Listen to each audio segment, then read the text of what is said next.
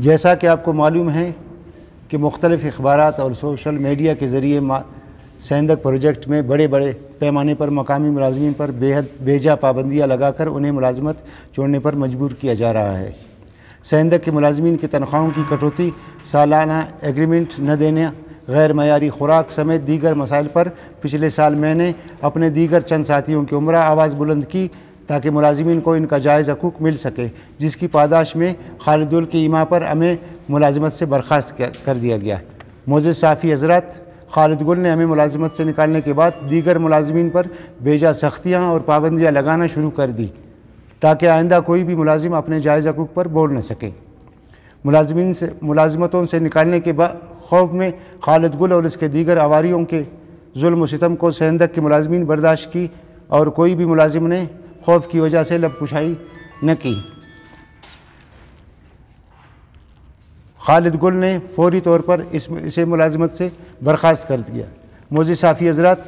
Corona بیماری نے جہاں تمام دنیا کو اپنے لپیٹ میں لے لیا تھا، خالد گل کو جیسا موقع مل گیا، کرونا کا استعمال کر کے خالد گل نے سیندک کے ملازمین پر بیجا پابندیاں لگانا شروع کر دی۔ قریبی گاؤں کے لوگوں کو کئی مہینوں تک ان کے گھروں کو نہیں چھوڑتا، جس پر مجبور ہو کر کئی لوگوں نے استعفیٰ دے دیا۔ خالد گل تو یہی چاہتا ہے کہ مقامی لوگ ملازمتیں چھوڑ دیں تاکہ ان کی جگہ سندھ سے لوگوں کو بھرتی کیا جا سکے، کیونکہ انہیں سندھ وغیرہ سے ایسے لوگ مل جاتے ہیں جو معمولی تنخواہ پر نوکری کے خواہاں ہیں، اور خالد گل یہی چاہتا ہے کہ انہیں معمولی تنخواہ دے کر باقی رقم خود اپنی عواریوں کی عمرہ ہڑپ کریں۔ معزز صحافی حضرات، جیسا کہ آپ کے علم میں کہ حکومت پاکستان نے کرونا پر پابندی ہٹا دی ہے، لیکن سیندک میں کرونا پابندی ختم نہیں کی گئی، جبکہ خالد گل سمیت اس کے ساتھی آزادانہ نقل و حرکت کی اجازت ہے، جبکہ دیگر کو کرونا ٹائم میں رکھا جاتا ہے، جس پر مقامی خواتین نے احتجاج شروع کی، جس پر صوبے کی دیگر پارٹیوں نے بھی سیندک ملازمین پر جاری پابندیوں کے خلاف بیانات دینے شروع کر دیے، جس پر چائنیز حکام نے مجبوراً پابندیاں ہٹانے پر رضامند ہوا، لیکن ایم ڈی سیندک جو ہمارے نکالنے پر مکمل خاموش تھا، پچھلے 2.5 سالوں پر سیندک کے ملازمین کی پابندیوں پر ایک لفظ تک بول نہیں سکا۔ اب حکومتی اعلان کے کریڈٹ کو اپنے کھاتے میں ڈالنے کی خاطر سیندک پہنچ کر کرونا پر سے پابندی ہٹانے کا کریڈٹ لینے کی کوشش کر رہا ہے۔ اگر ایم ڈی حاجی رازق واقعی ملازمین کا خیر خواہ تھا تو پچھلے 2.5 سالوں سے سیندک میں جاری ظلم و ستم کے خلاف کیوں ایکشن نہیں لیا؟ کیونکہ برطرف ملازمین کی بحالی کی کوشش نہیں کی؟ پچھلے 2.5 سالوں سے جن لوگوں نے استعفیٰ دیا تھا انہیں کیوں نہیں روکا؟ دراصل ایم ڈی سیندک اور خالد گل کی ملی بھگت سے سیندک کی ملازمین پر زمین تنگ کی گئی تاکہ لوگ مجبور ہو کر خود استعفیٰ دیں اور ان کی جگہوں پر سندھ سے لوگوں کو بھرتی کیا جا سکے۔ معزز صحافی حضرات، جہاں سیندک میں ملازمتوں کے نام پر خرد برد کی جا رہی ہے، اس طرح کارآمد مشینریوں کو ایم ڈی سیندک، حاجی رازق اور خالد گل کے ایما پر ناکارہ بنا کر اسکریپ کیا جا رہا ہے اور برائے نام نیلامی کر کے ایم ڈی سیندک اور خالد گل انہیں فروخت کر کے اربوں روپے کما رہے ہیں۔ دراصل سیندک پر پروجیکٹ ایم ڈی حاجی رازق اور خالد گل کے کرپشن کا گڑھ بن چکا ہے۔ ایک طرف ملازمین کی تنخواہوں سے ماہوار کٹوتی کی جا رہی ہے تو دوسری جانب اسکریپ کے نام پر کروڑوں روپے کی corruption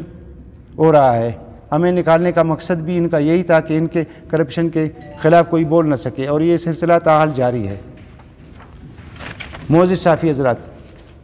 Saindak project M D Saindak اور خالد گل نے ایک بیکار کیمپ بنا رکھا ہے جہاں پر ہر طرح کے ظلم و ستم کو جائز قرار دیتے ہیں اور معمولی باتوں پر لوگوں کی ملازمتوں سے نکال دیا جاتا ہے۔ سیندک کے تمام لوگ خوف کے سائے تلے ملازمت کرنے پر مجبور ہیں۔ اگر حکومتی اعلان نہ ہوتا اور خواتین احتجاج نہیں کرتی تو ایم ڈی سیندک اور خالد گل کو اس قدر مجبور نہ کرتا تو وہ خود ہی نوکری چھوڑ دیتے۔ اب ایم ڈی سیندک کے اپنے آپ کو ملازمت کا خیر خواہ کریڈٹ لینے کی کوشش کر رہا ہے، جو بالکل درست نہیں۔ معزز صحافی حضرات، ہم آج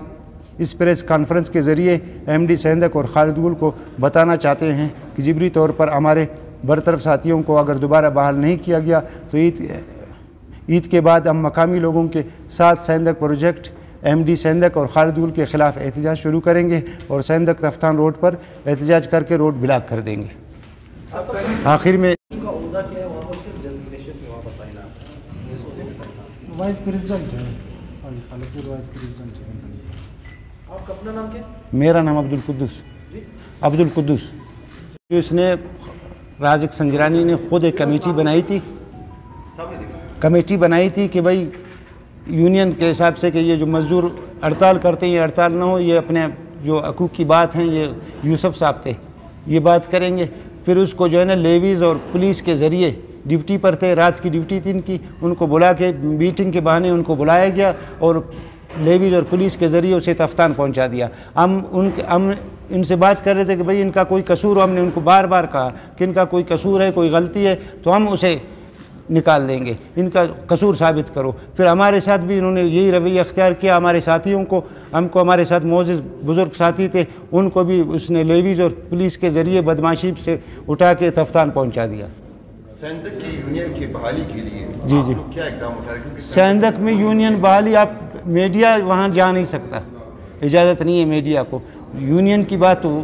یونین وہ چھوڑتے نہیں ہیں، یہ بھی اس نے من گڑت ایک یونین، ان کا خیال یہی تھا کہ بھئی چند بندوں کو منتخب کرتے ہیں، وہ اس خیال سے کہ بھئی یہ فلانا افسر کا بندہ ہے، یہ فلانا ہے، یہ پھر ان کو خاموش کیا جائے گا۔ لیکن ان میں باقی اگر خاموش ہوئے تو ہوئے ایک دو، لیکن یوسف صاحب اس نے جو ہے نا اپنے ضمیر کی آواز کو سنا، وہ مزدوروں کے حق کے لیے اس نے بات کی، بار بار بات کی، اسی اس پہ جو ہے نا اس کو نا بلا وجہ